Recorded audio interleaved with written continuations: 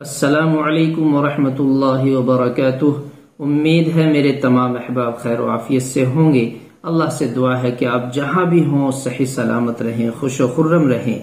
دیکھیے، علامہ ابن سیرین رحمۃ اللہ علیہ بیان فرماتے ہیں، اگر کسی شخص نے خواب میں توریت کو پڑھا تو اس کا مطلب، اس کی دلیل یہ ہے کہ وہ کسی باعزت شخص سے منفعت حاصل کرے گا، نفع حاصل کرے گا، اور کسی سے جھگڑا کرے گا، فتح بھی پائے گا، جھگڑا کرے گا، فتح بھی پائے گا، اور کوئی بارعب باعزت شخص اس کے لیے کام آئے گا۔